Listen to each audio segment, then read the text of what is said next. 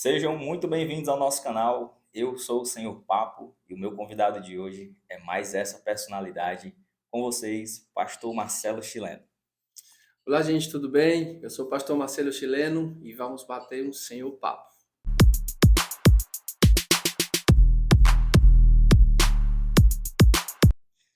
Pastor, primeiramente, deixar aqui os meus agradecimentos. Muito obrigado por topar o convite, por vir aqui ao meu canal. E foi até uma coisa que eu falei para o senhor antes de nós darmos o play aqui na gravação. Realmente não foi uma coisa aleatória. Eu programei, vamos dizer assim, lógico, com a permissão de Deus, para que a gente pudesse, no meu último podcast do ano, falar sobre as coisas de Deus, falar sobre a palavra de Deus principalmente. E para mim é muito gratificante ter você aqui hoje.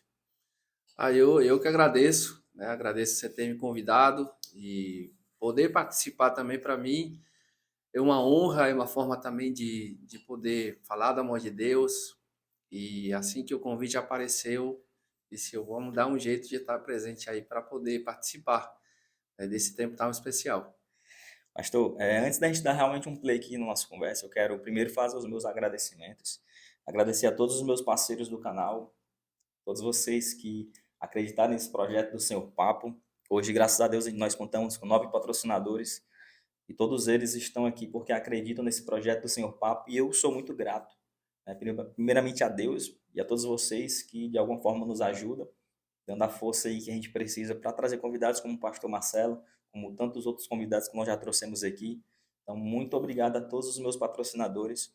E aqui, pastor, na mesa, a gente tem algumas marcas, né? Aqui tem o Açaí Nordeste e o Açaí Náticos. Maravilha. Açaí Náticos e o Açaí Nordeste, pastor, são empresas do mesmo grupo, a mesma família que administra. Lá no Açaí Náticos é uma distribuidora. Quem deseja abrir uma loja de açaí, quem tem a vontade de ser empreendedor, lá no Açaí Náticos é o local ideal, porque lá tem tudo que uma loja de açaí precisa, desde o açaí, os cremes, os mix, tem gelatos também. Então, para você que está assistindo aí, quer abrir seu próprio negócio, vá lá no Açaí Náticos que eles têm o melhor negócio para você. E o que é Açaí Nordeste, pastor, é uma loja bastante já consolidada aqui no Ceará, tem 22 lojas, é uma das lojas de açaí que mais cresce aqui no Ceará. E agora eles estão expandindo para São Paulo, então estão numa crescente muito grande. Eu sou muito grato a eles por nos patrocinar, fazer parte desse projeto. Muito obrigado, que é Açaí Nordeste e Açaí Náticos. E aqui, pastor, tem a nossa bebida tradicional do canal.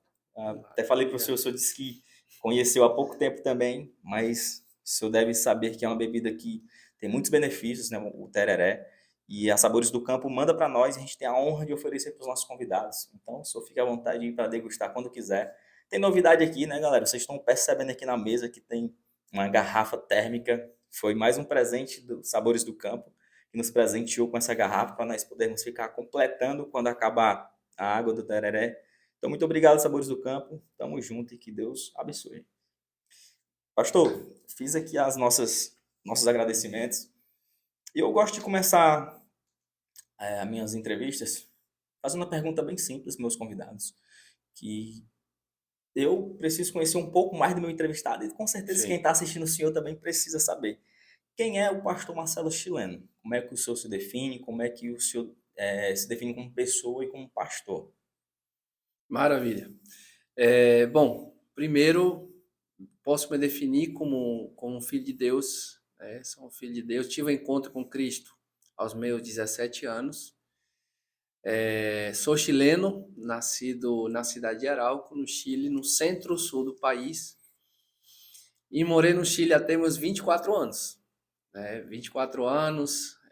Conheci a minha esposa lá no Chile, a Raquel. Ela foi fazer missão lá com o Grupo Teatro de São Paulo, Giovanni Si, e passaram por várias cidades, e aí a gente se conheceu lá. Então, um dos motivos de eu vir aqui para o Brasil, especificamente para o Ceará, foi por causa da minha esposa. Eu me apaixonei por ela, a gente ficamos conversando, ficamos ali, na época era pelo e-mail, né? Desde que 2000, a gente se conhecia em 2005. E aí ficávamos lá pelo e-mail, não tinha a tecnologia que a gente tem hoje, e a gente se falava ali pelo Messenger. E o que mais posso falar? Venho de uma família simples, uma cidade de interior, uma cidade um pouco fria, não tão fria como o restante da cidade do sul do país.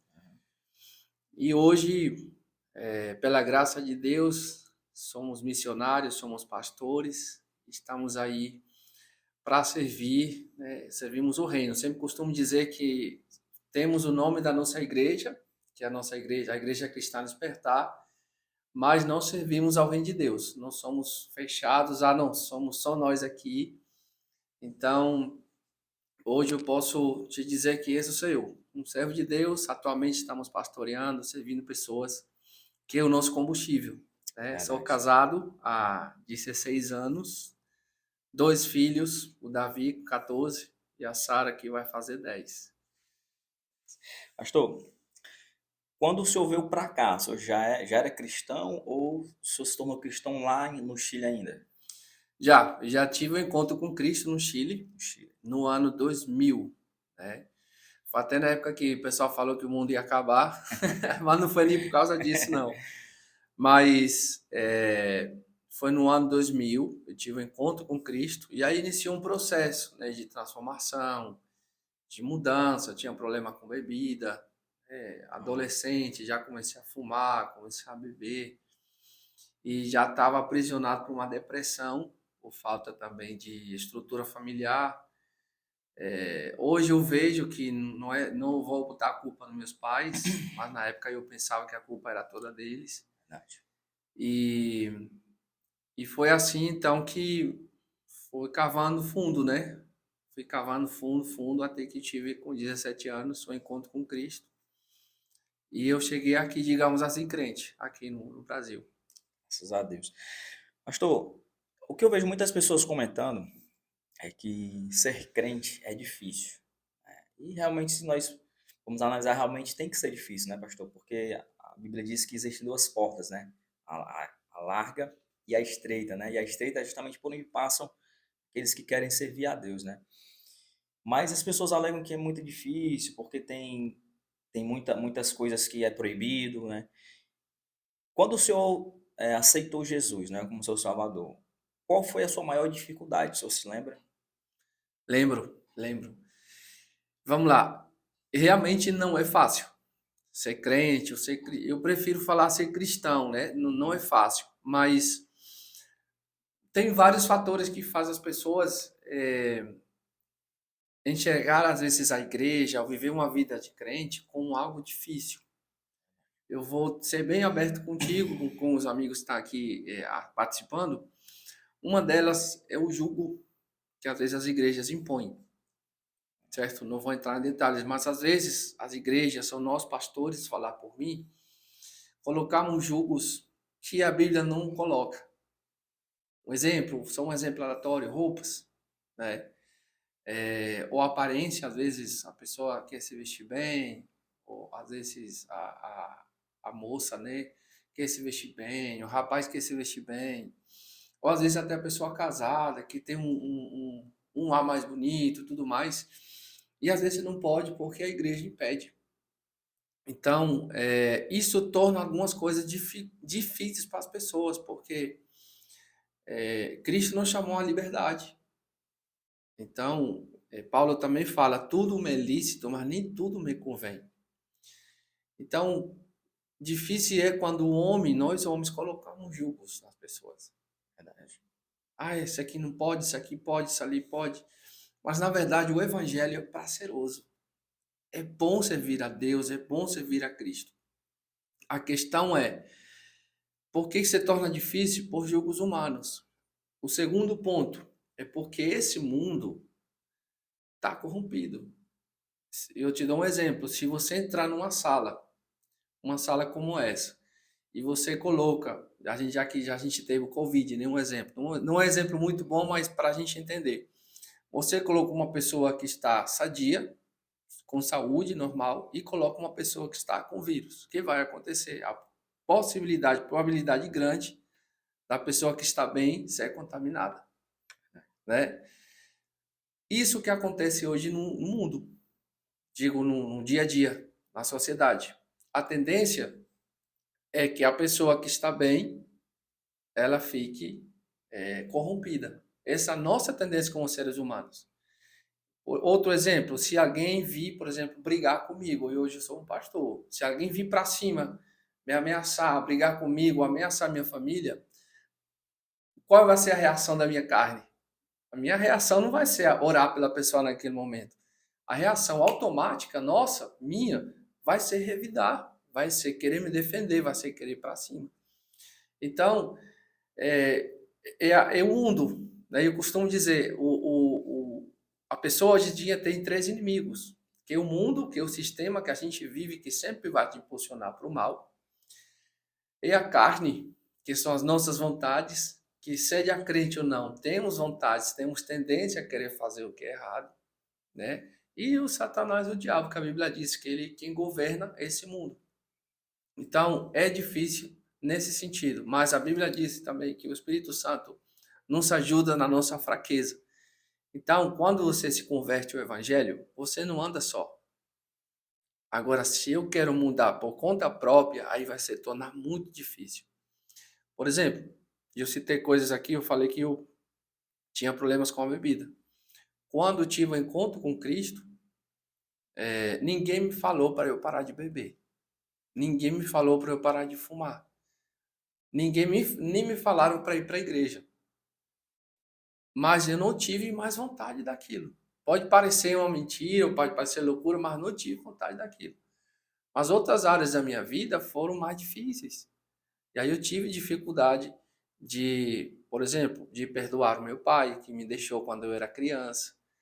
Não, a Bíblia fala muito de perdão, e eu pregava o perdão, adolescente já pregava a palavra de Deus, até que um dia eu fui confrontado, disse assim, você vem falar de, isso é uma pessoa, um familiar meu, você vem me falar de perdão, e você, por que você não perdoa seu pai?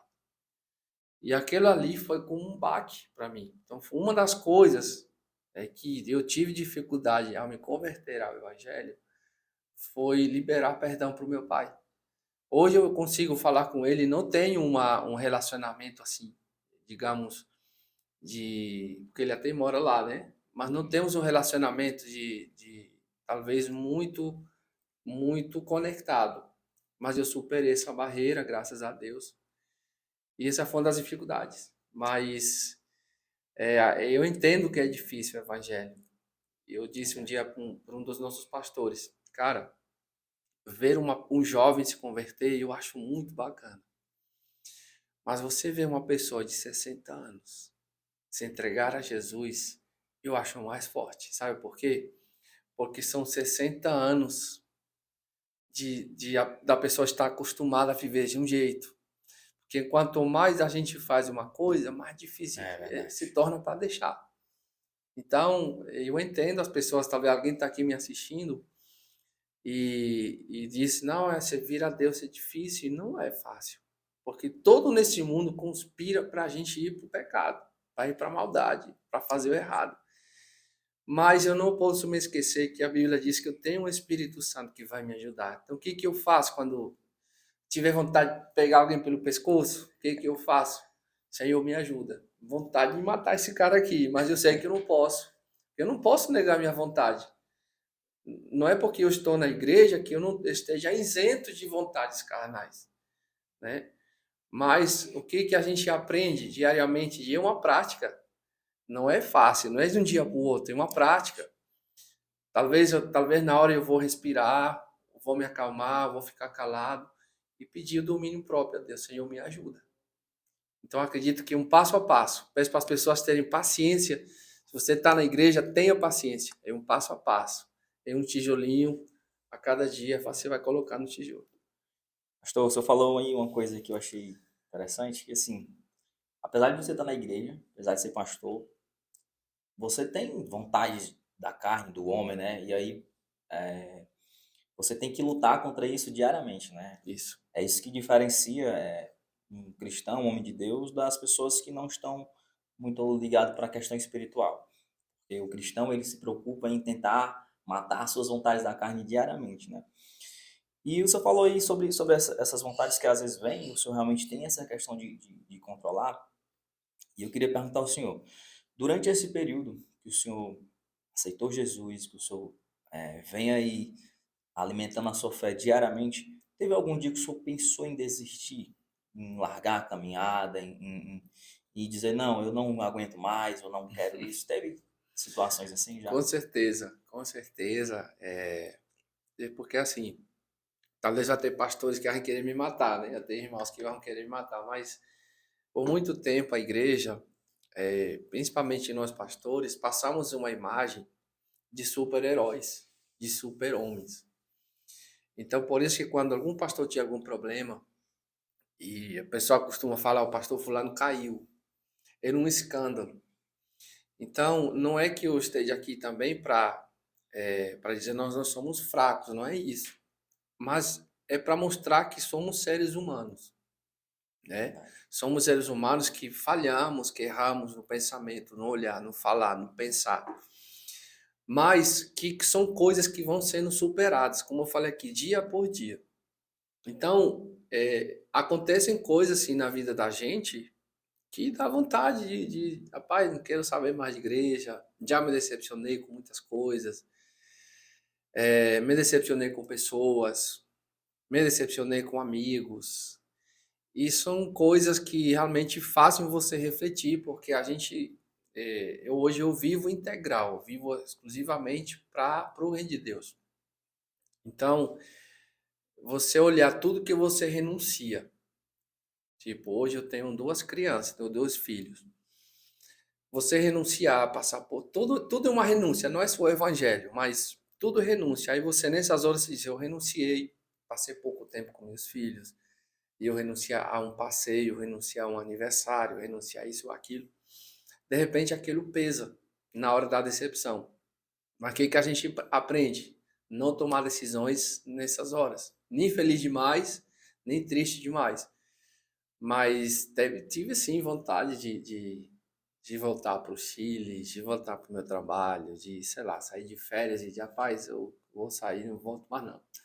Com a minha família, claro, mas são momentos, acho que, como qualquer um que tiver que estar aqui me assistindo, a Verdade. vontade de uma rapaz, quer saber de nada não. E aí a gente tem que fazer o quê?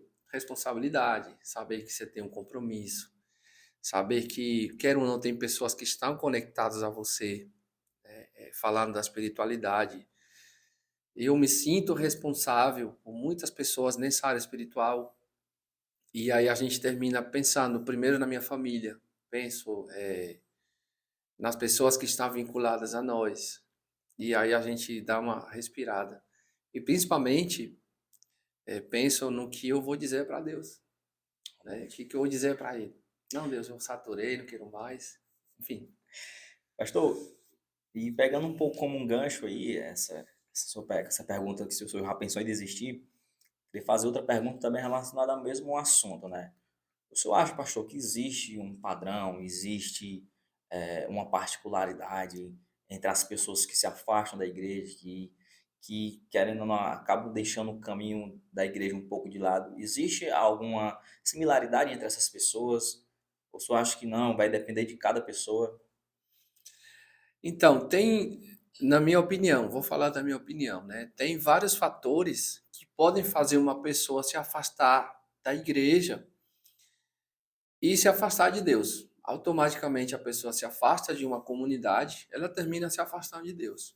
A não ser que ela seja muito convicta na sua fé, e conheço casos, que ela só se afastou da igreja, mas ela continua uma vida piedosa, continua uma vida devocional, continua uma vida tranquila. Não quer dizer que, por não estar na igreja, não quer dizer que ela está perdida no mundo. Mas na maioria dos casos, não sei se da pessoa, já que eu não estou na igreja, vou me desmudar mesmo. Não precisa fazer isso. Então, qual um dos fatores, já me fizeram essas perguntas algumas vezes. Um dos fatores, religiosidade na igreja. Por exemplo, a pessoa vem, se converte ao evangelho. Como te falei, ela vem cheia de mania, vem cheia de coisa, cheia de vício, cheia de trauma e ela precisa de ajuda.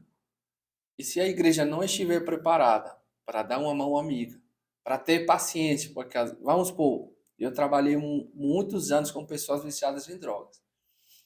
Aí a pessoa vinha, passava a semana bem, daqui a pouco ela sumia, tinha que ir atrás de procurar ela no meio dos becos. Aí a gente ia atrás para trazer ela de volta.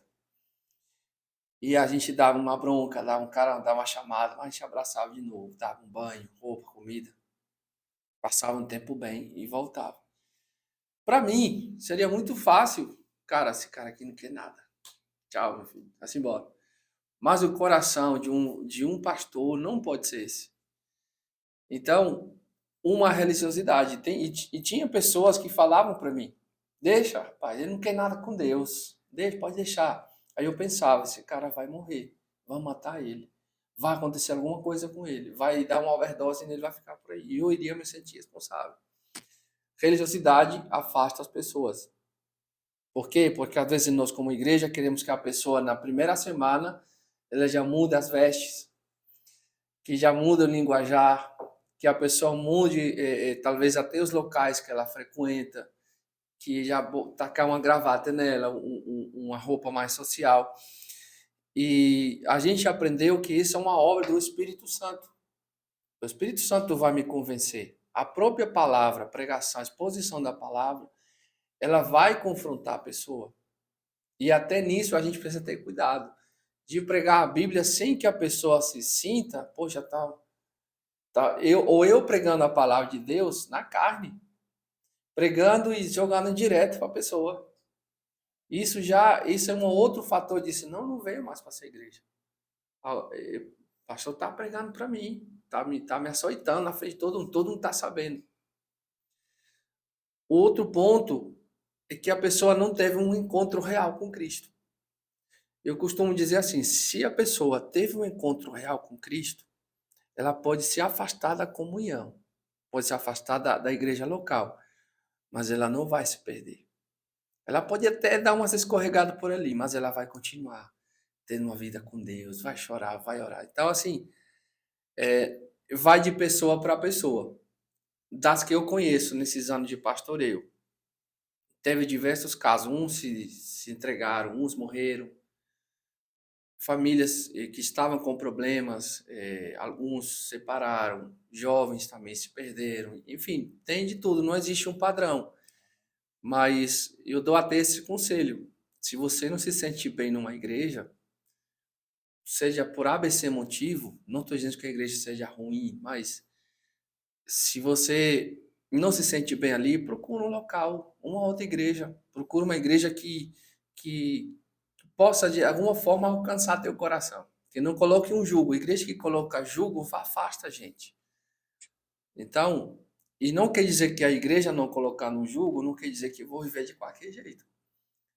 Porque não tem como, senhor Papa, não tem como você se aproximar de Jesus e não ser transformado.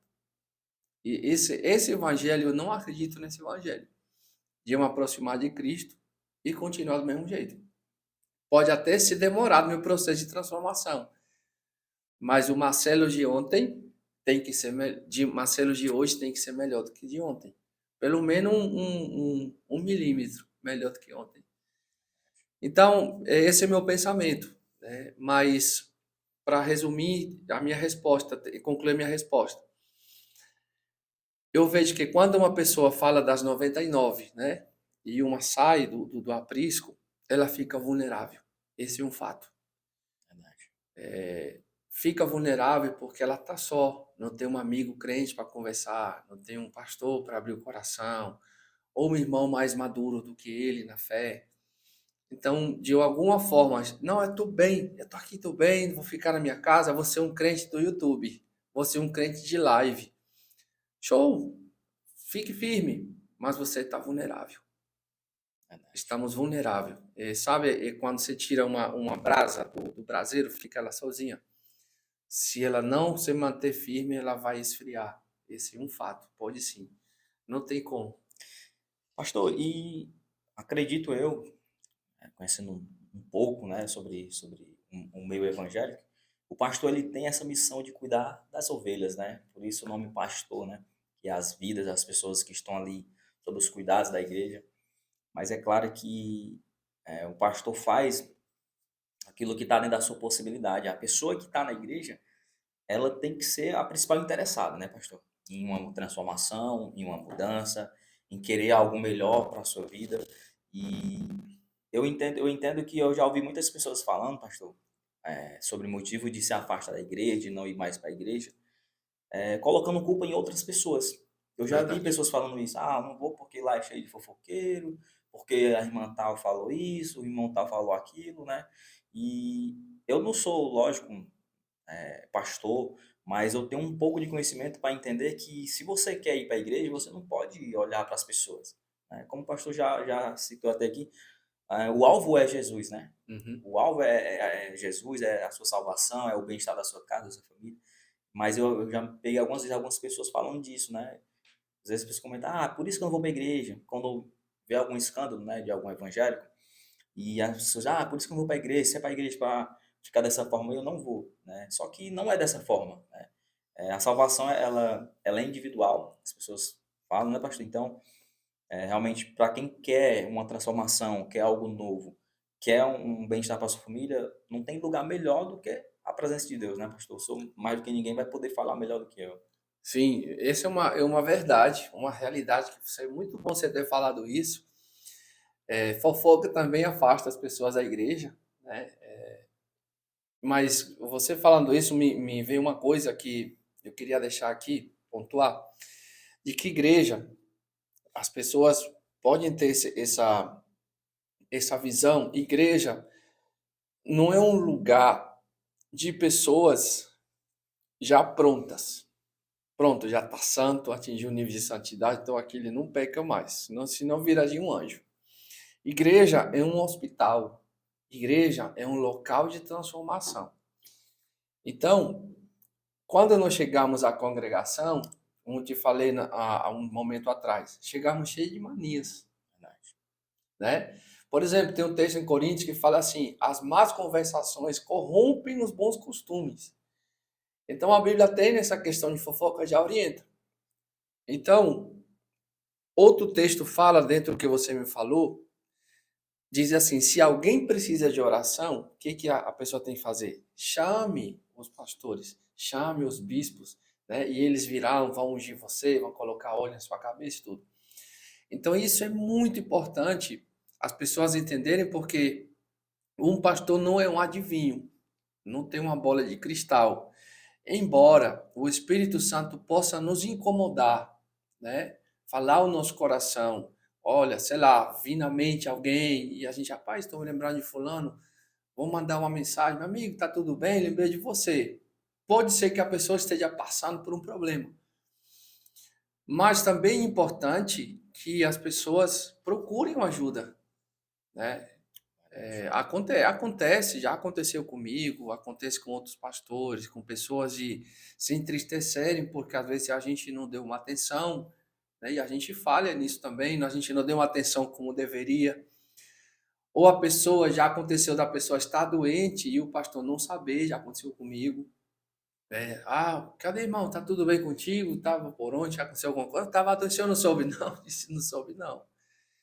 Então, assim, tem que partir, a pessoa é importante ela falar, olha, eu preciso de ajuda, estou doente, sei lá, meu casamento não está bem.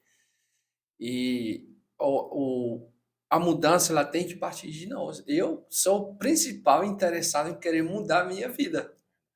Porque um pastor, eu costumo falar isso para a minha equipe de pastores, falo para a nossa igreja, dizemos assim, gente, o pastor não pode ser muleta de ninguém.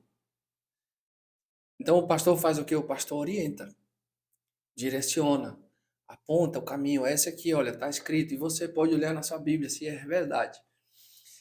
Termino te respondendo com um exemplo.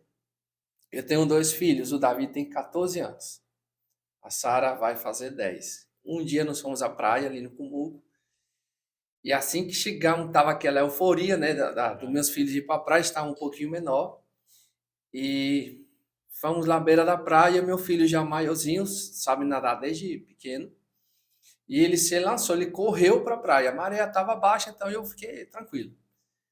E a minha filha pequenininha já sabia nadar, com 3 aninhos já conseguia flutuar, 4 aninhos.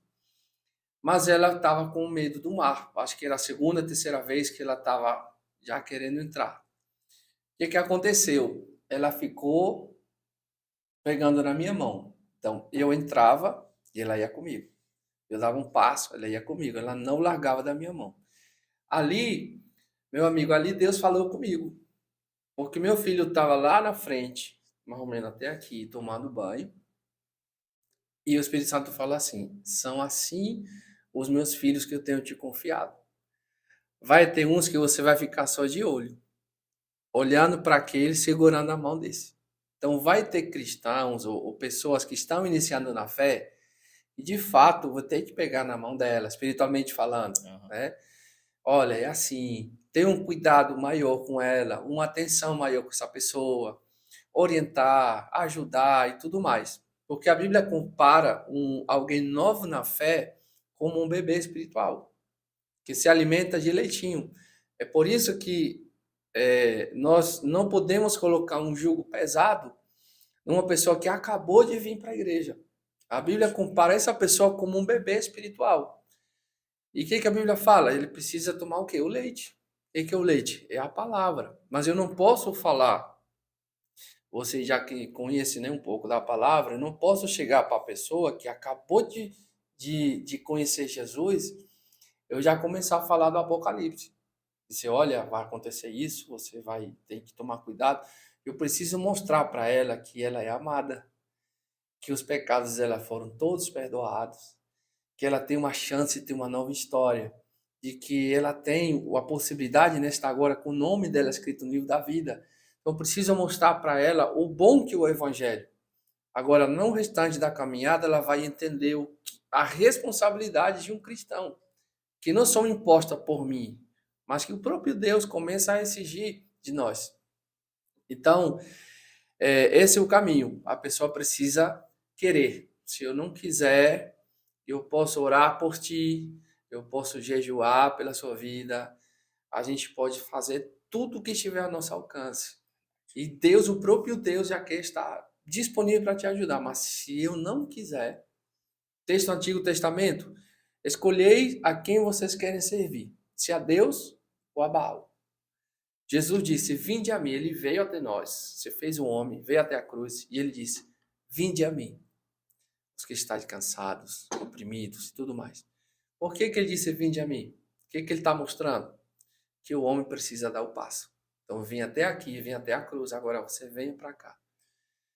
É isso. Tem que ter, pastor, o primeiro passo, né? Eu aprendi uma coisa, pastor, que Deus ele não obriga ninguém a nada, né? Ele, diferente do inimigo, ele diz assim: aquele que quer vir após mim, né? Negue-se a si mesmo, tome a sua cruz e siga-me. Isso. Diferente do inimigo, o inimigo ele não pede permissão, ele não pergunta se tu quer a presença dele na tua vida, mas Deus não, Deus ele sempre vai te dar o livre-arbítrio. É uma coisa que eu aprendi e eu acho isso muito, muito lindo da parte de Deus, deixar você à vontade para fazer o que você quiser. Lógico que a vontade de Deus é que todos estejam ali debaixo da sua mão, ali debaixo do teto da igreja, ali orando, né? Mas Deus conhece o coração de todas as pessoas, o senhor sabe disso. E como o senhor me falou, Deus não vai obrigar ninguém a fazer nada, né?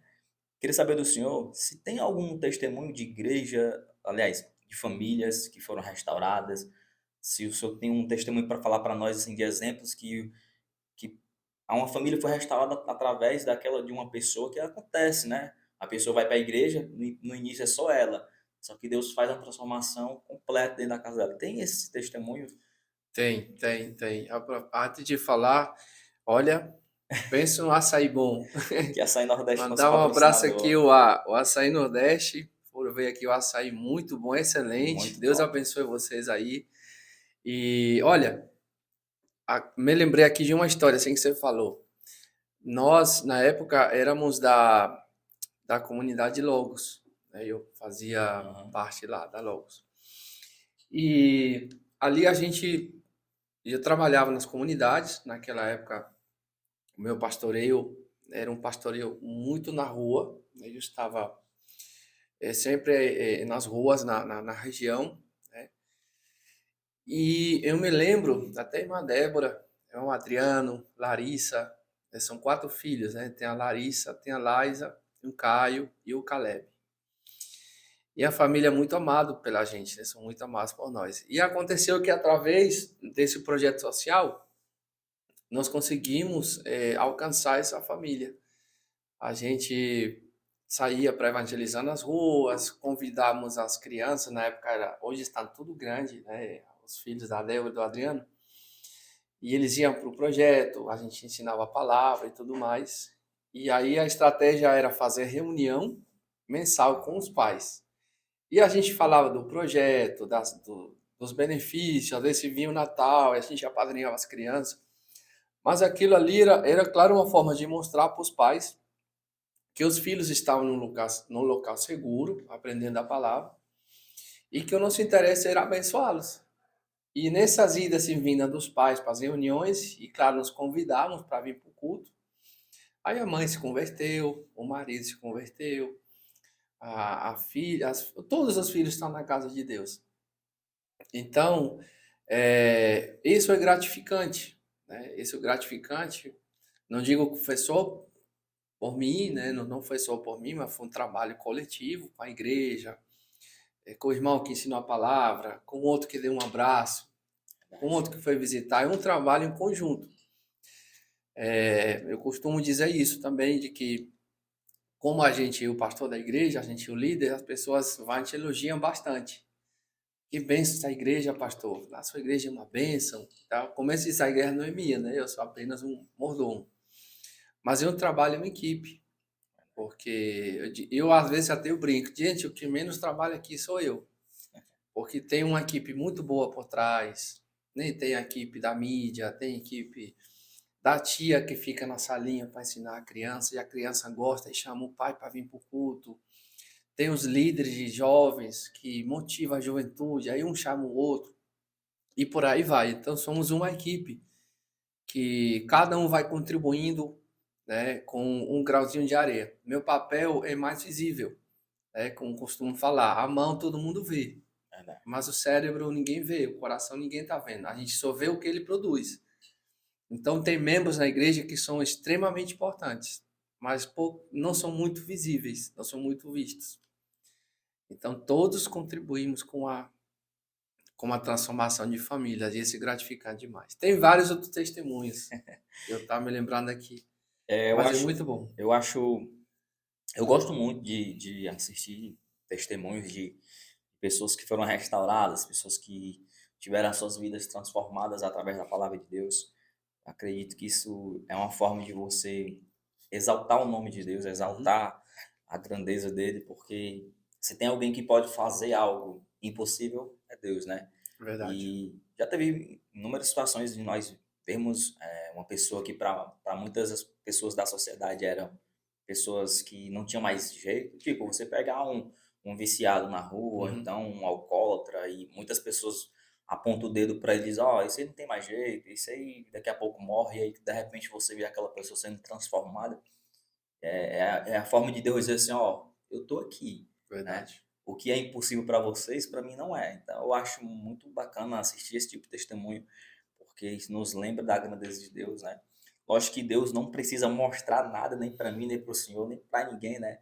Deus Isso, é Deus, então, mas para nós, né, que somos falhos, às vezes nós precisamos ver alguma coisa para poder, "Ixi, é verdade, Deus faz, Deus pode, Deus, né? Como fez Tomé, né? Tomé precisou ver para crer, né? E exatamente. assim como também tem muitas pessoas como Tomé que precisam ver ali a situação para poder acreditar que Deus existe, para poder crer. Eu conheço é, algumas pessoas que se dizem ateus, né? Como é, pastor, que o senhor costuma lidar com pessoas que dizem que não acreditam em Deus? Você já conversou com alguém desse tipo? Já. Rapaz, de forma pessoal, em relação a quando se a pessoa tem uma opinião formada em relação, por exemplo, seja ateu ou de uma outra religião, eu, de forma pessoal, não gosto muito de entrar em debate, né? Aham. Mas já tive oportunidade de conversar com algumas pessoas assim, que não acreditam em Deus. E aí eu digo assim, tem que ter muita fé para acreditar que Deus não existe. É verdade.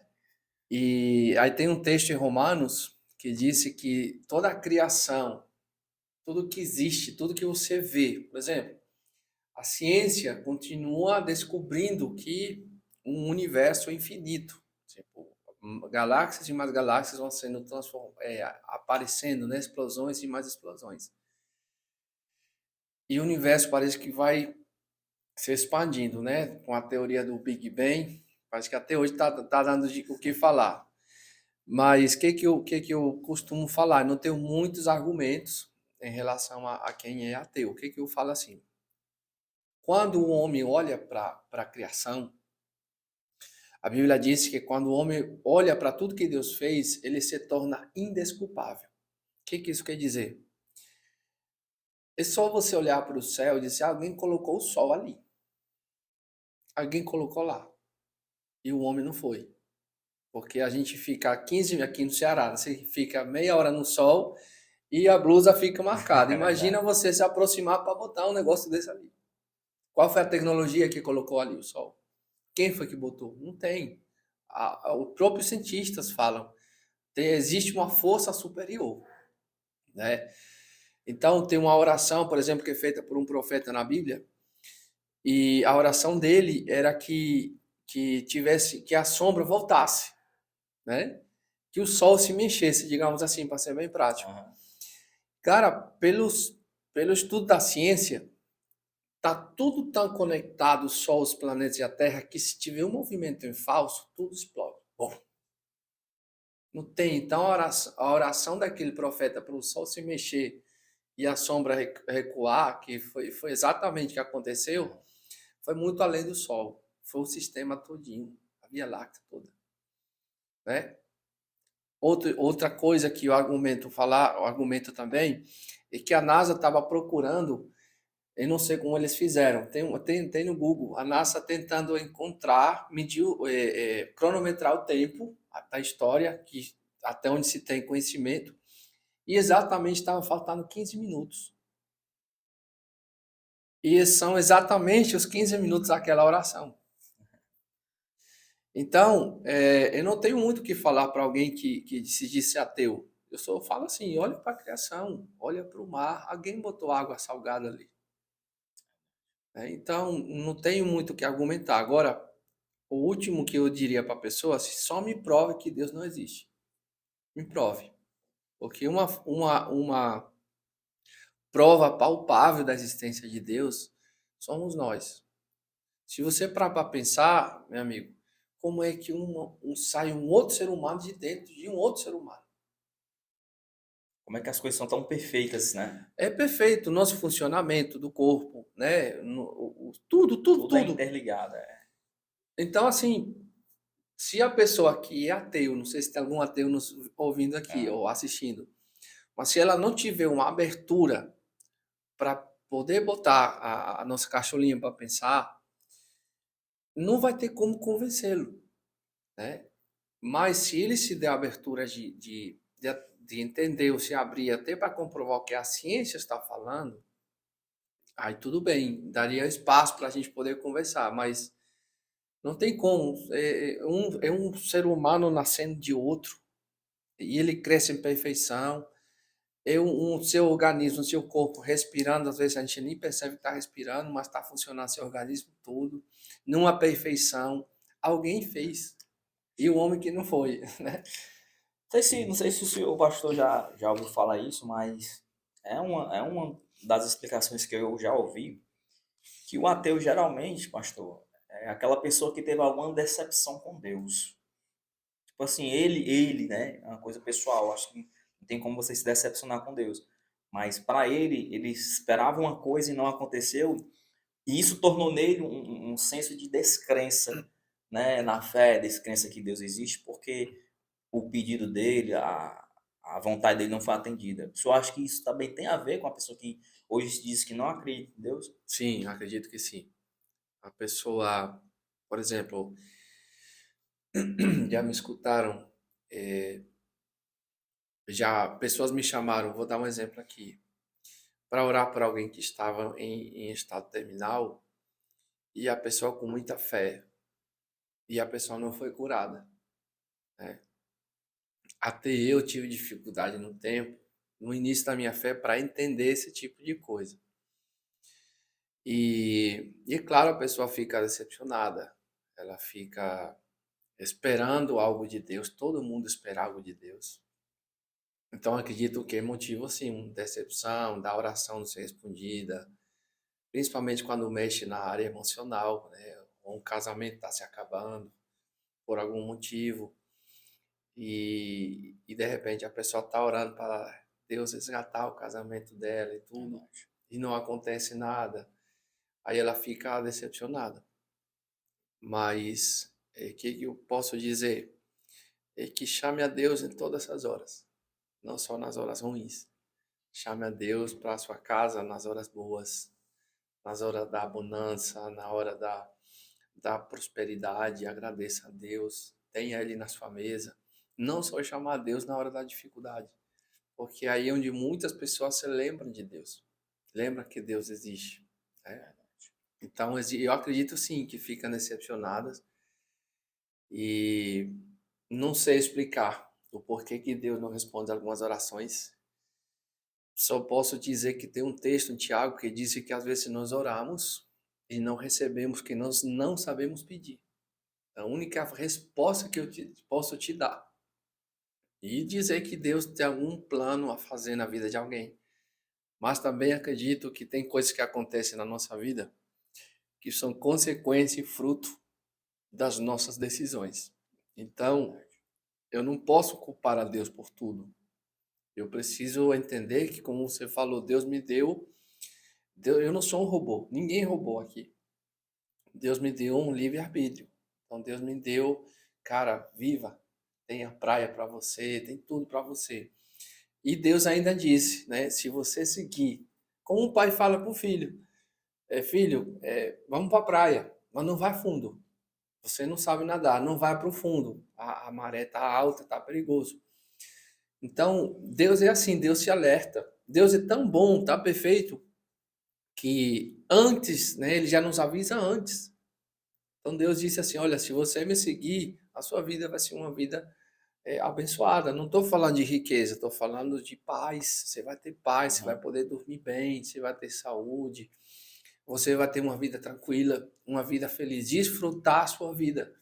Porque o que de mais precioso nessa vida? A nossa família. Que mais, Verdade. não, nem o material. O material você perde hoje, amanhã você ganha.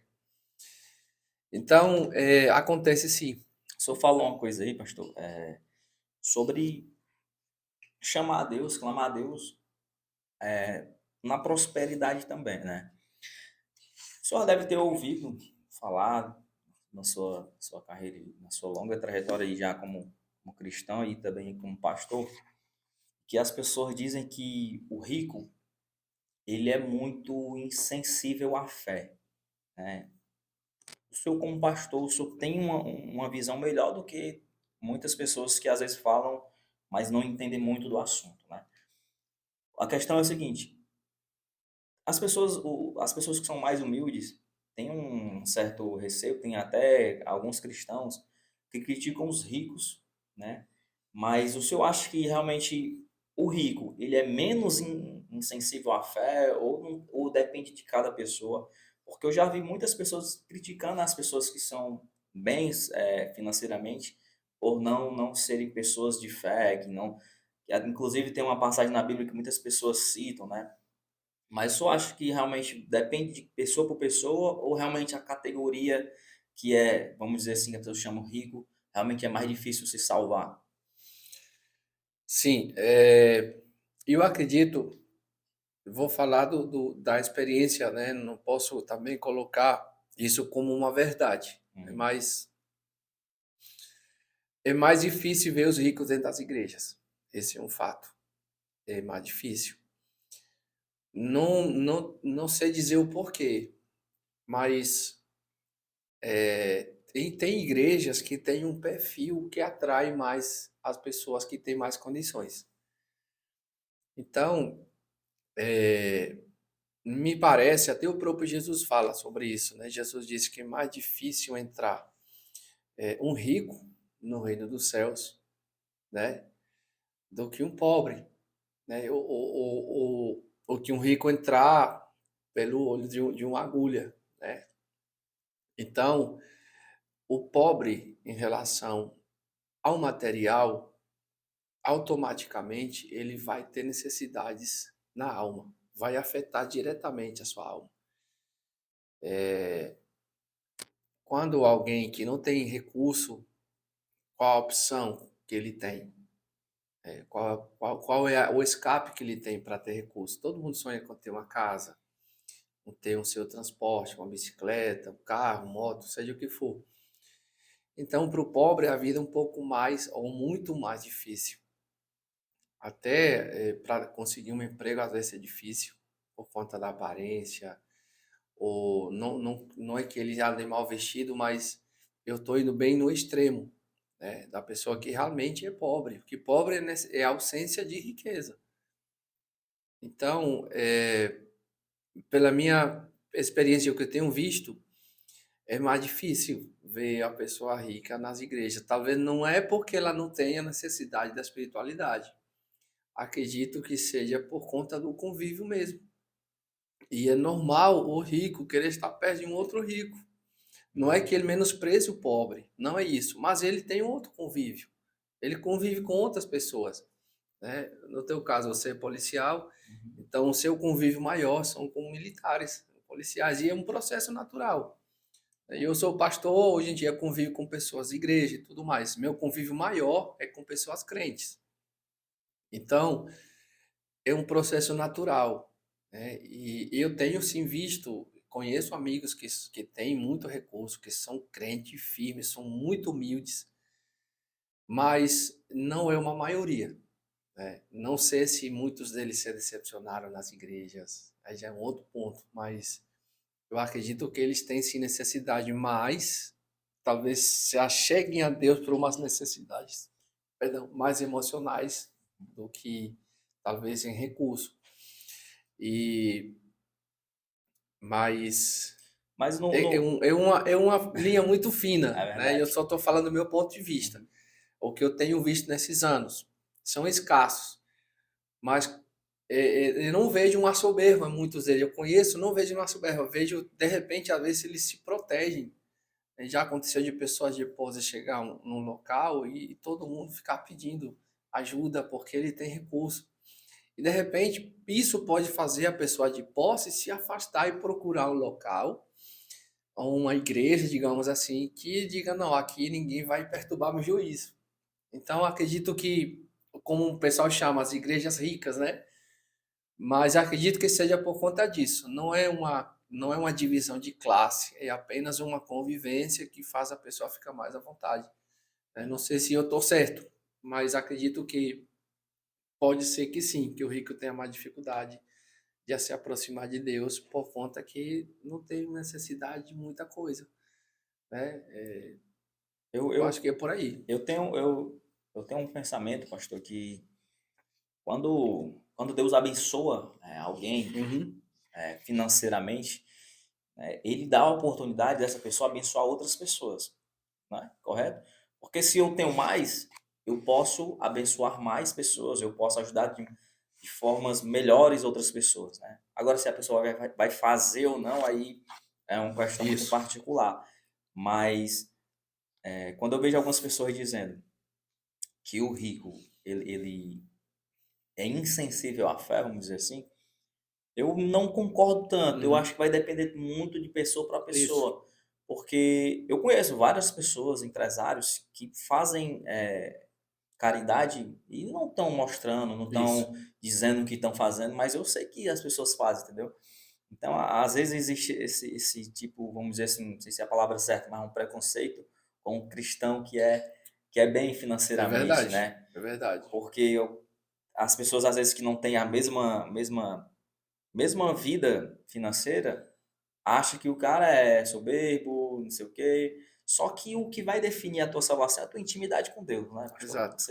Eu entendo um pouco da palavra de Deus, eu sei que você pode ter uma casa dessa aqui cheio de dinheiro, mas não quer dizer você vai ser salvo, é o teu íntimo, né? Uhum. Tem uma palavra, a palavra de Deus que diz que Deus ele esquadrinha o coração do homem, né? Isso. É o nosso coração que Deus está ali sempre olhando o que é que está se passando nele. Então, às vezes eu vejo esse meu vamos dizer assim, preconceito, né?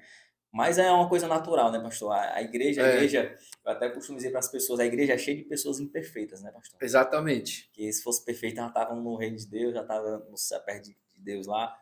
Porque a igreja realmente é um local onde as pessoas estão procurando consertar alguma área de suas vidas. Isso, O isso. senhor sabe mais do que eu eh, tem um tempo de que eu congregava, né? Hoje não, mas eu congreguei um tempo e eu tive um convívio muito grande com o pastor. Meu pastor é o pastor Luiz, e um cara onde eu pude aprender muito, pastor, muito, com relação à fé, né? Me ensinou muitas coisas. Eu tenho certeza que o senhor tem muitos ali, pessoas ali que estão na sua igreja ali sobre os seus cuidados, que já aprenderam muito. E o bom de você ter um pastor, uma pessoa ali próxima, é que você pode desabafar, você pode aprender com ele, você pode ali se aconselhar, né? Esse é o dever de um pastor, cuidar das ovelhas, como a própria Bíblia diz.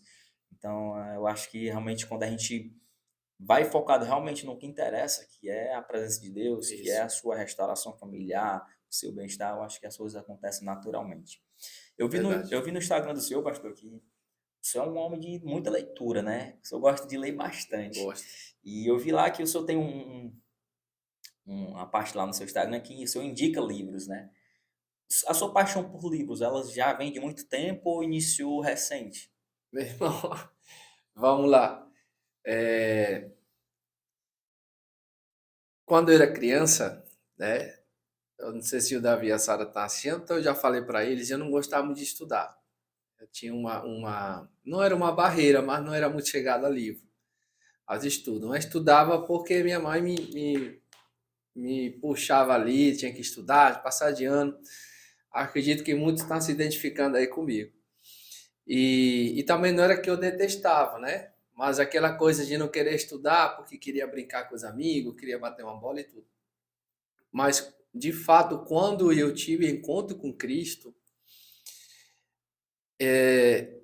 me nasceu, brotou dentro de mim uma vontade tão grande de conhecer a palavra, de conhecer a Bíblia, que eu nunca fui um bom leitor. Né? Eu não era um bom leitor, não era uma pessoa que lia, não. Mas cresci vendo a minha mãe ler. Aham. Eu cresci vendo ela ler. E eu achava bonito. Mas eu não era assim, uma pessoa, um jovem que gostasse de livros. Mas quando eu comecei a ir para a igreja e a pessoa lá, o pastor pregava e eu ficava meio envergonhado porque eu não sabia onde estava o livro, aí abria assim, olhava para o lado, para o outro, ali na primeira tampa ali, procurava da página, né? Página tal, ia lá e tudo. E aí disse, não, eu preciso ler. Aí eu comecei a decorar a ordem dos livros, comecei a anotar, Gênesis e tal, ficava aí. E quando eu comecei a ler, tinha dias que eu não trabalhava, né? Tinha 17 anos, então eu não estava trabalhando ainda. E eu virava madrugada, dava 3 da manhã, 4 da manhã, e eu lendo, lendo, tentando entender a Bíblia. Quando eu fechava, eu tentava lembrar o que eu tinha lido, não lembrava de nada. Aí isso me começou a me desafiou, disse, rapaz, gostei da história de Jesus. Aí eu começava a ler, comecei a ler. De lá para cá, meu primeiro investimento no reino foi uma Bíblia. A primeira coisa que eu comprei foi uma Bíblia. Aí a segunda coisa que eu comprei foi um terno.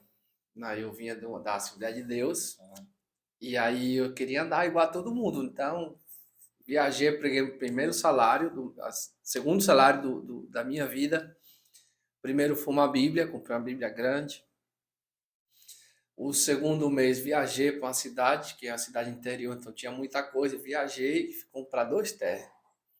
E comprei gravata e calça social. Todo dia o Marcelo tava de social e gravata. Andava desse jeito. E aí nasceu, né, a vontade de leitura. Eu era jovem, fui comprando livros de namoro. E aí comprei um dicionário, e aí começou essa paixão pelos livros. E eu gosto de fato, de verdade, hoje sou apaixonado por leitura. Se eu não estou lendo, se passar um dia, 2 dias sem leitura, parece que está faltando alguma coisa. E aí eu senti essa vontade de indicar, de alguma forma estimular as pessoas à leitura, né? Esse livro aqui eu indico para determinado fim. Eu tenho até um projeto para esse ano agora, se Deus permitir, de criar um clube de leitura, né? Legal. Onde eu vou definir um livro e a pessoa que quiser participar, a gente vai dar um tempo, olha, vamos ler esse livro aqui, um exemplo, no mês. Terminamos no mês, vamos dividir, a cada dia você vai ler tanto, e em tal data vamos reunir, ou presencial online, e vamos falar sobre o livro. Nossa. Uma forma de estimular.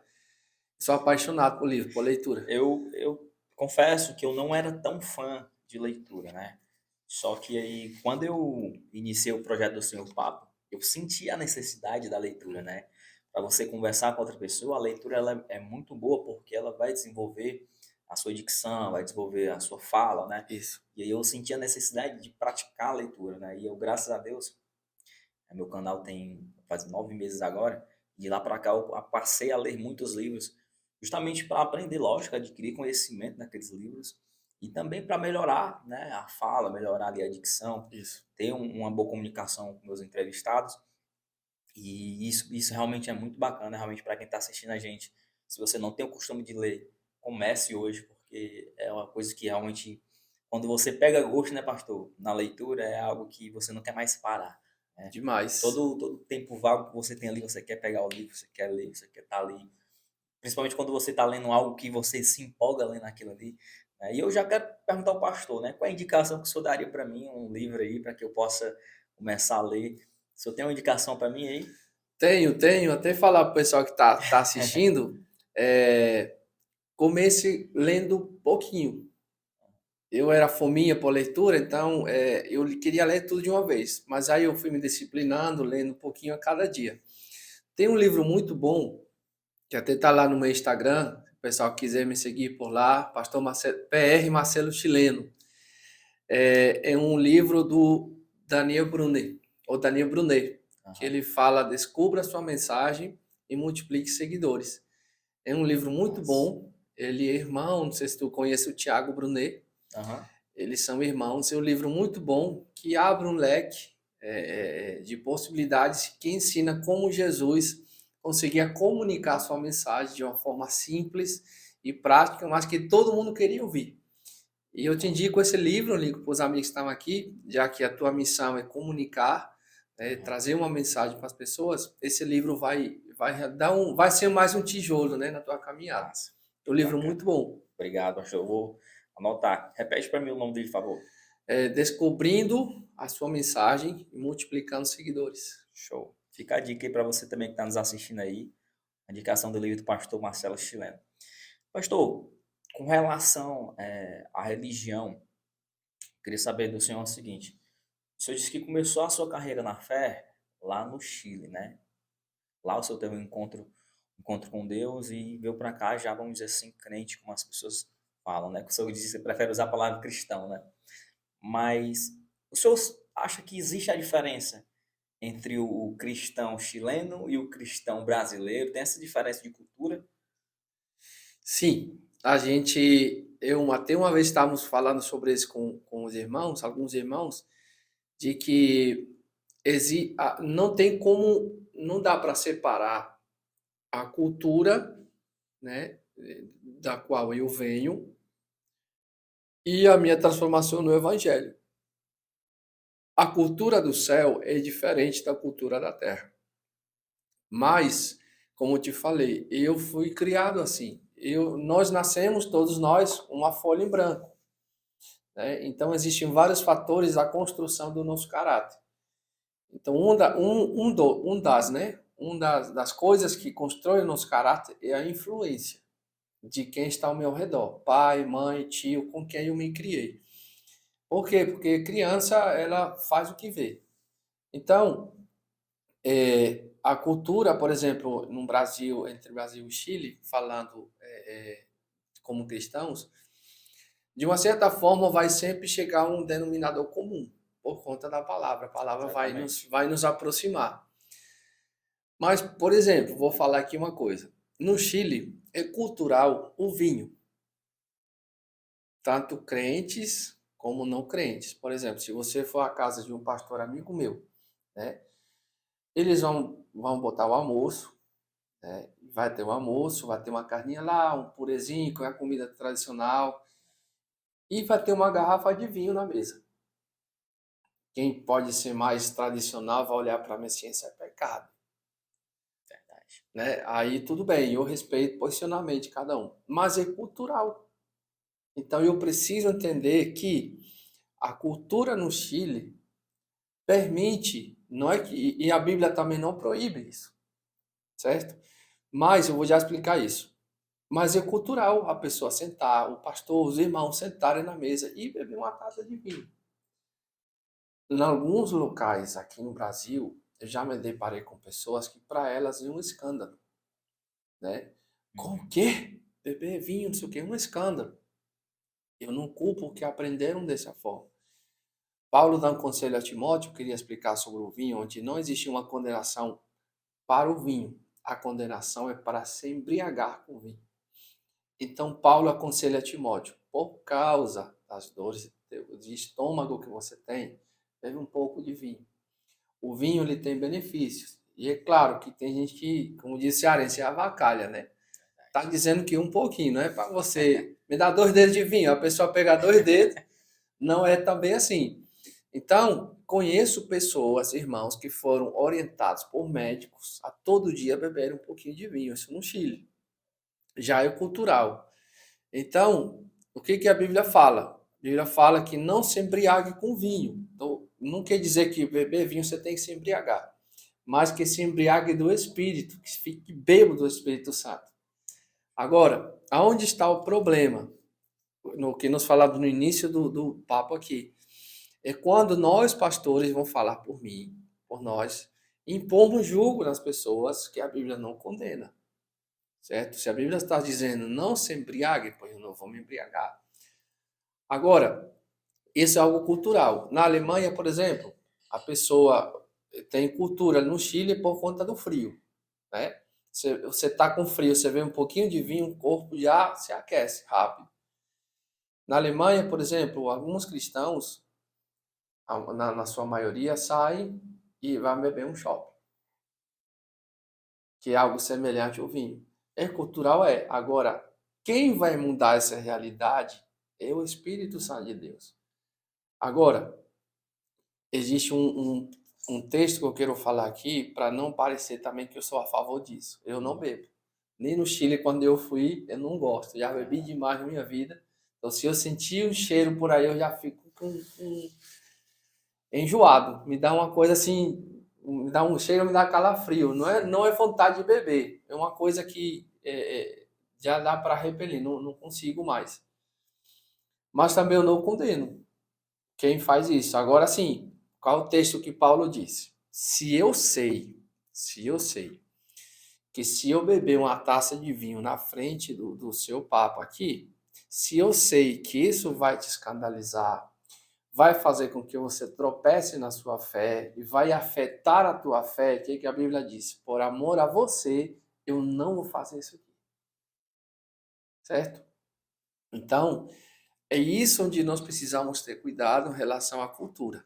Existem culturas, existe a questão do Chile e do Brasil, que aparentemente para o Brasil, uma parte, não digo todo, seria um escândalo, como algumas coisas aqui para o chileno poderia ser um escândalo, só que da essência você não pode matar a sua cultura.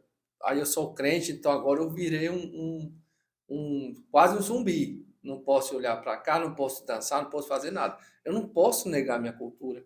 Interromper o senhor um pouco aqui para fazer uma observação, pastor. Isso aí que o senhor está falando realmente é algo que a gente consegue observar no dia a dia. Tem pessoas, pastor, que olham para o crente lá que é conservador, para o cristão que é conservador, e critica. Ah, só quer ser santo. Uhum. Principalmente quando conhece um passado da pessoa, né? sabe que a pessoa fazia coisas erradas e hoje é cristão dentro da igreja, e tem pessoas que olham e digam aí, ó, depois de fazer isso, isso, isso, aí agora só quer ser santo, né?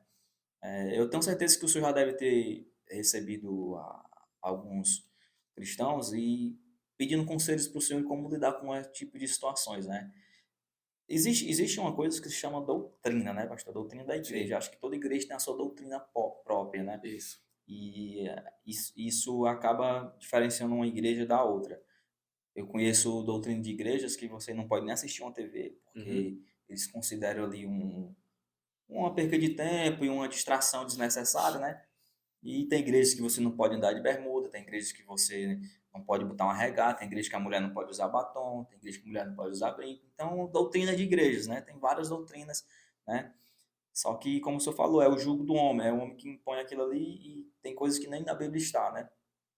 Mas quando uma pessoa que vem do mundo pecaminoso, vamos dizer assim, se converte a Deus, né? Aceita Jesus como seu Salvador e começa a mudar suas atitudes, tem pessoas que conhecem aquela pessoa ali de antes disso e criticam. Uhum. Como é que o senhor costuma, pastor, aconselhar as pessoas com relação a essas críticas que vêm de fora? Realmente o senhor deve ter já recebido cristãos pedindo conselho. Como é que o senhor costuma lidar com isso, pastor? Sim, aconteceu comigo também, acontece com alguns irmãos que se converteram ao evangelho e tiveram esse tipo de críticas, né? Aí eu digo assim, meu filho, é uma boa oportunidade para você contar seu testemunho, né? E que a crítica deles não seja um parâmetro para você. Se você está mudando, como nós falávamos há uns minutos atrás, não tem como. Quem se aproxima do Evangelho, quem se aproxima de Cristo, vai ser transformado. Não tem como. E a igreja é um local onde as pessoas deveriam encontrar Jesus. Encontrar Jesus no pastor, encontrar Jesus no culto, encontrar Jesus no irmão que está na porta. Jesus está em nós. Então, as pessoas que vão cultuar a Deus ou que estão procurando Deus têm que encontrar eles. As pessoas têm que encontrar Jesus em mim. Não é que eu seja Jesus, mas o que eu vivo, a minha transformação, quem fez? Foi Jesus que fez. Então, eu falo simples, rapaz, não dei muita tela para isso não, mas se tiver oportunidade, converse com essa pessoa e explique o porquê da sua mudança e aproveita e evangeliza, né, as pessoas. Porque é muito comum de uma certa forma, eu digo assim, na verdade, essa pessoa está querendo ser como tu. Na verdade, essa pessoa também está querendo Tá mudar. curiosos para saber como foi que isso Está aconteceu, curioso, né? né? Então, o que acontece? Julgos entre as igrejas, infelizmente, tem afastado muita gente. Muitas pessoas. Quem não pode se pintar, já que você tocou nesse assunto, tem igrejas que não só o pastor pode usar bigode. Tem regimentos, quando nós estávamos iniciando a nossa igreja, estatutos internos, regimentos internos. Que o membro pode ir para a praia, mas tem que ir de camisa até aqui, Uhum. né? Não pode usar short nem nada. Ir para a praia, algo que é um local de lazer com sua família. Então, não é, eu volto a repetir, não é o pastor que decide o batom, se a minha esposa usa batom ou não. Não é o pastor que vai decidir como a minha esposa vai se vestir ou como meu filho vai se comportar. Nós, pastores, somos orientadores. Nós orientamos. Agora, um conselho para os ouvintes aqui que estão assistindo. Vocês também precisam ler a Escritura para saber se o que está sendo falado é verídico. Isso aconteceu, por isso que aconteceu a reforma protestante. Né? Martinho Lutero fez o quê? Rapaz, quer saber? Vamos dar a Bíblia para todo mundo. Para todo mundo saber o que esses homens estão falando, para que eles vejam que é mentira. Então, talvez está faltando isso na sociedade, as pessoas terem um tempo de ler e entender que existe uma doutrina. Agora, cada igreja coloca a sua doutrina, é bom e é ruim ao mesmo tempo. Né? Eu queria te contar duas coisas antes de encerrar minha resposta. A primeira vai fazer sentido para alguns de nós aqui. É certo que existem igrejas muito rígidas, certo? E eu não digo que elas estejam erradas de forma alguma, mas tudo que vem do homem e for um jugo não serve para nós. Mas tem uma outra questão ali. Tem pessoas na vida que se convertem ao evangelho que ela só vai ficar crente numa igreja rígida. Isso aqui não pode, esse aqui pode. Ela só vai ser crente assim. Outras pessoas só vai conseguir ser crente numa igreja que não exige tanto em relação à doutrina humana, certo? Que deixa o Espírito Santo trabalhar no coração da pessoa, que não cobra a pessoa logo de cara, que vai deixando a pessoa, olha, e é claro que não existem regras locais. Por exemplo, eu vou chamar, se for um caso de uma mulher, por exemplo, que se converteu agora, que está de saia curta, que está com aparência sensual, jamais eu vou chamar para ficar lá na frente, para falar do altar, para falar no altar ou para cantar um louvor. Existem regras, olha, aqui na igreja você precisa vestir mais adequado. Até programa de televisão. Você vai olhar para a televisão, nos programas, no jornal, você não tem pessoas vestidas de forma vulgar. As pessoas muito bem alinhadas. Por quê? Porque são apresentadores, né? Tem criança vendo, tem idoso vendo, tem jovem vendo. Então, existe sim, toda a igreja tem que ter o seu, pronto, assim, aqui funciona assim. O ponto é colocar um jugo na pessoa que vai fazer ela se afastar do evangelho. Agora, se uma pessoa chega de um jeito, o que eu preciso? Abraçar, amar, e aos poucos a gente vai conversando com ela. Olha, isso aqui você vai começar a mudar. É bom você falar dessa forma. Evita falar palavrão, não vai ficar legal para ti. Mas é uma obra que eu não posso fazer por ela. É Deus quem vai fazer. Então, é um agir do Espírito Santo. A segunda coisa para encerrar minha resposta. Tem uma história de, de um casal, né? Chegou uma família a um determinado condomínio. E essa família chegou lá e nesse condomínio tinha uma família crente, né? O cristã. Então, como um bom cristão, foi fazer o quê? Foi convidar o vizinho novo e foi chamar para ir para a igreja. Vizinho, tudo bom? Se apresente e tal, vamos para a igreja. Domingo temos culto na nossa igreja, a gente vai no nosso carro, facilitando tudo para poder levar ele e a sua família. Aí o vizinho novo fala para o irmão crente e diz assim, rapaz, não vou não, eu estou lendo o livro. Aí beleza, aí o irmão ficou curioso, convidou várias vezes e o vizinho novo sempre falava a mesma coisa. Pai, não vou não, eu estou lendo o livro. O irmão crente ficou, rapaz, que livro é esse? Se fosse a Bíblia, ia me dizer. Mas que livro é esse? Foi a última tentativa. Não, vou combinar dessa vez. Se ele falar que está lendo o livro, eu não chamo mais não. Aí ele foi, chama o vizinho novo, né? Vamos lá para a igreja, vai ter um evento lá e tudo. Aí o vizinho disse, rapaz, eu estou lendo o livro, mas já estou terminando.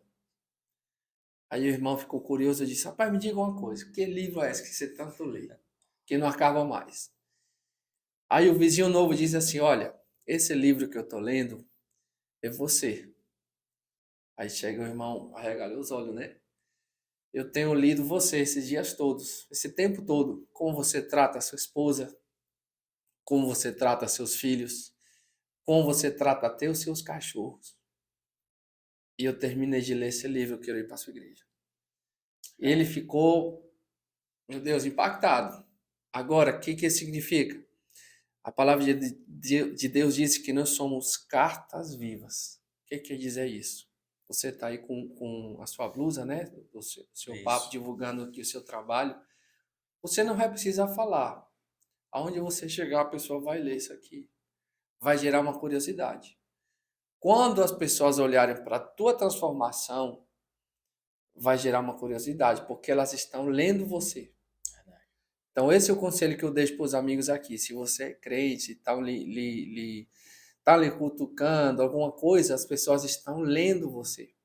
Elas estão fazendo uma leitura sua, elas estão olhando para você. Agora pronto, agora é crente.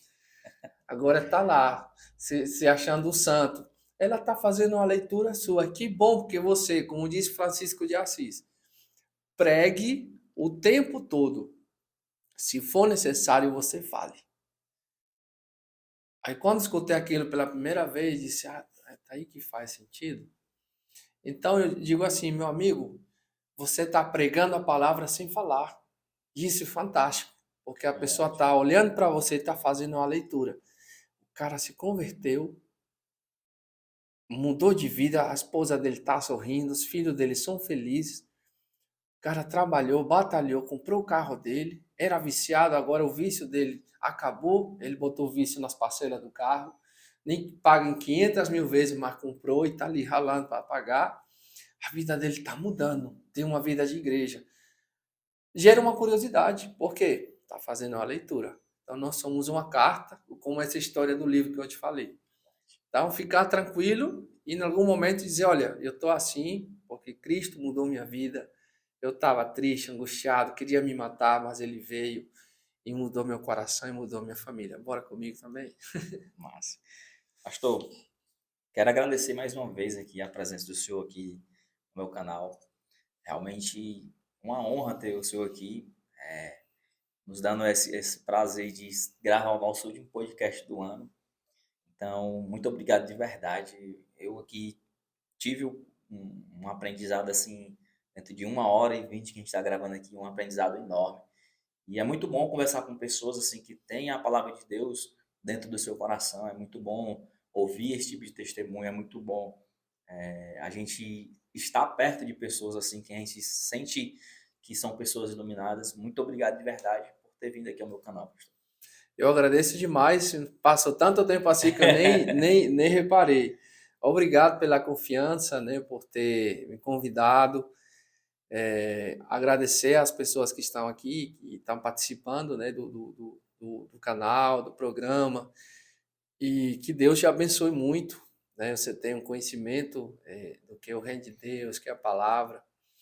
E a obra de Deus na nossa vida, ela é constante. Tudo que Deus planejou para você, tudo que Deus prometeu para a sua vida, pode ter certeza, Ele vai fazer, Ele vai cumprir. A mesma coisa eu digo para as pessoas que estão nos assistindo. Se aproxime a Deus. A igreja, tem pessoas que você vai encontrar gente que tem problemas em todo lugar, na igreja, faculdade, o clube dos amigos, aonde você for. Se a gente se estranha com os nossos amigos, né, às vezes se dá um arranhão um com o outro, igreja não é diferente. Agora sim, igreja é um lugar fantástico. Igreja é um lugar de transformação. Igreja é um lugar onde você vai encontrar Jesus. A igreja é um lugar que você vai encontrar cura para a sua alma, cura para o seu coração, cura para o seu corpo físico. Então, eu sei que às vezes a igreja, com certeza, né, nesse tempo, a igreja tem sim, em alguns momentos, pisado na bola, como se diz, ou alguns líderes influentes, mas isso não quer dizer que todo mundo seja igual. Então, faz esse convite às pessoas iniciarem 2023 congregando numa igreja, buscando a Deus, tendo uma vida transformada, levando seu filho, levando a esposa. Talvez tem pessoas aqui com problemas com adolescentes, trancados no quarto, só no celular, só no videogame, sabe mais o que fazer. Nós temos casos, testemunhos de jovens que estavam presos nisso, né? Um testemunho, não sei se eu tenho mais tempo, mas tem um jovem Pode que a gente colocar, pastor. acompanhou e eu estava deitado na minha rede nesse dia. Eu sei que isso aqui vai servir para alguém que está assistindo. Eu estava deitado na rede, meu filho era pequeno, para ter noção, quase 14 anos atrás. E ele estava aqui, ele só dormia comigo. Eu deitado na rede domingo à tarde, naquela hora de descanso. E aí subiu uma pessoa, eu morava no primeiro andar, e eu ainda até pedi perdão para Deus. A pessoa tocou a campainha do apartamento. Aí eu disse, mas o porteiro deixou o pessoal subir aqui, não falou nada com a gente. Na hora eu fiquei indignado. Uhum. Eu estava quase dormindo. A minha esposa abriu, aí ele era um senhor jovem. Aqui mora o pastor Marcelo. Aí eu escutava só lá do quarto, né? Porque me disseram que aqui morava um pastor e meu filho tá mal. Aí quando ele falou isso, o coração começou a ficar bem pequenininho, né? Pedindo logo a Deus me perdoa e tal. E aí, resumindo, eu fui para a casa dele. o filho dele estava preso em jogos, né? E ao ponto de que, resumindo aqui a história, o filho chegou a ficar no hospital amarrado, amarrado as mãos e os pés, porque ele estava tentando se matar. Ele perdeu a fala, ele não conseguia falar, do nada ele ficou sem falar.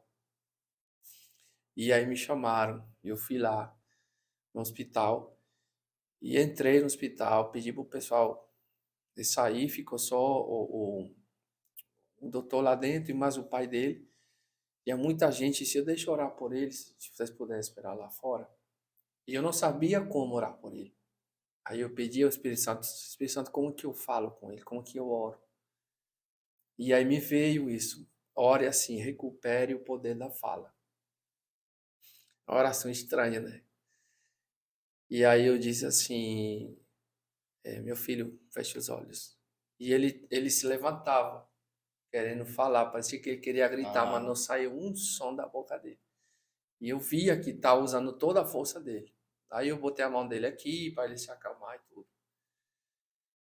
E aí eu orei, pedi a Deus graça e disse, Senhor, eu vou orar no teu nome. Disse, eu não vou citar o nome dele, mas esse fulano, vou chamar ele de João. João, recupera agora o poder da fala. Em nome de Jesus. E aí ele ficou quietinho, orei também para Deus ajudar e tudo. E eu saí. Saí do quarto. Quando deu fé, vem a avó dele chorando, sai chorando lá para fora. Ele tá falando, ele tá falando, ele tá falando. O ruim dele ter falado, glória a Deus por isso, né? O ruim de ter falado para ele, porque ele começou a confessar tudo o que ele tinha feito. Ele sentiu medo, dizia que era um demônio que estava Aham. apertando o pescoço dele. Não era ele que queria se matar, era uma ação demoníaca na vida dele. Aham. E aí ele começou a confessar coisas assim que eu nunca tinha ouvido na minha vida. E o pai dele disse, cala menino, fica calado, não fala que não, que tinha mais gente. Mas ele falou, falou. E hoje ele está bem, não está na nossa igreja, ele está congregando na outra igreja, mas sempre vai nos visitar. Ele está bem, está com a namorada, tá nessa altura já casou, né? Está com o tempinho que eu não vejo ele.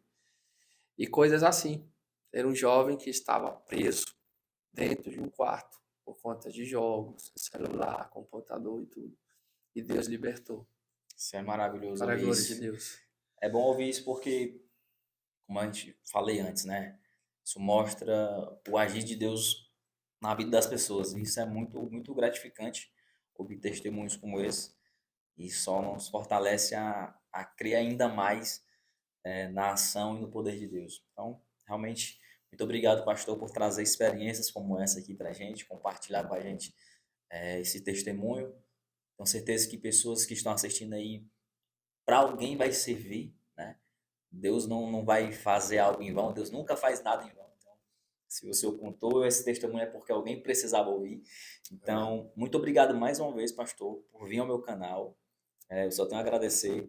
Queria que o senhor deixasse uma mensagem aí para os nossos espectadores aí, falar para eles aí a sua mensagem final aí. Amém. Amém. Fique à vontade. Gratidão também a você por ter aberto esse espaço e que Deus abençoe os patrocinadores também que estão contribuindo com esse projeto. E eu quero liberar uma palavra sobre a sua vida. Eu quero declarar que o Senhor vai fazer coisas lindas, poderosas na sua vida. Quero orar por você que está enfermo, você que está doente no seu corpo. Eu quero liberar sobre você agora, sobre o seu corpo, uma palavra de cura. Você receba a cura de Deus agora em nome de Jesus. Seja curado, seja curada para a glória de Deus. Que o Senhor toque o teu corpo agora. Você receba a cura do Senhor em nome de Jesus. Que Deus abra portas. Eu quero profetizar portas abertas. Você que está desempregado, você que está aí sofrendo, você que está precisando de uma oportunidade. Deus vai abrir uma porta para você.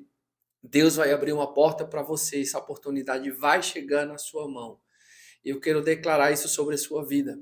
Deus vai curar a sua alma, Deus vai enxugar as tuas lágrimas, o Senhor vai curar as feridas da sua alma, para a glória de Deus. Eu quero orar por você também, Amém. que o Senhor abençoe a sua vida, que o Senhor te abençoe a tua casa, teus projetos, seus sonhos.